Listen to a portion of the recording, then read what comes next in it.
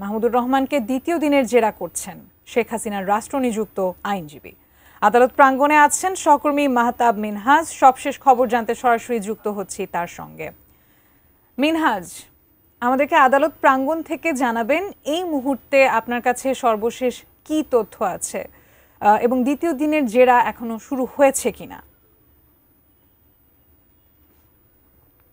এবং যদি হয়ে থাকে সেক্ষেত্রে নতুন কোনো তথ্য আপনি আমাদের জানাতে পারবেন কিনা?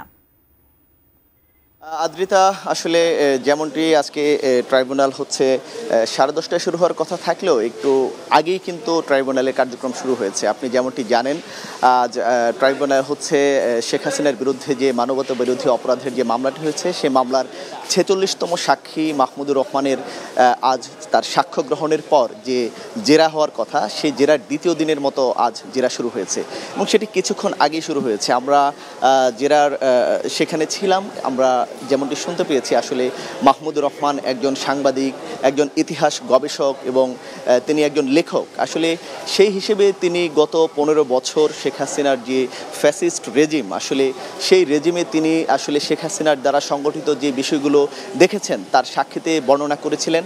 সেই সাক্ষ্যগুলোরই আসলে জেরা করছেন শেখ হাসিনার যে মামলাটি রয়েছে সেই মামলার রাষ্ট্রনিযুক্ত যে আইনজীবী আমিরুল ইসলাম, তিনি সাক্ষ্যের কাছ থেকে জেরা নিচ্ছেন। সেই জেরায় তিনি যেমনটি বলেছেন, মাহমুদুর রহমান যে উল্লেখগুলো করেছেন যে আসলে শেখ হাসিনা, পুলিশ, নির্বাচন কমিশন সহ বিভিন্ন গোষ্ঠীর এবং জঙ্গি নাটক সহ বিভিন্ন বিষয়ে যে বিষয়গুলো শেখ হাসিনা সংগঠিত করেছিলেন, যে কথাগুলো মাহমুদুর রহমান তার সাক্ষী বলেছিলেন, সেই কথাগুলোরই কিন্তু আমরা শুরুর পর্যায়ে শুনেছি যে আসলে সেগুলোরই জেরা করছেন এবং মাহমুদুর রহমানের উপস্থিতির পাশাপাশি সেই মামলার যিনি রাজসাক্ষী পুলিশের সাবেক আইজিপি আবদুল্লাহ মামুন, তিনি রয়েছেন এবং তিনজন বিচারকের উপস্থিতিতে কিন্তু আজকের এই জেরা কার্যক্রমটি শুরু হয়েছে। এটি হয়তো আজ দুপুর নাগাদও হতে পারে বা তারপরেও হয়তো বা এই জেরা চলতে থাকতে পারে।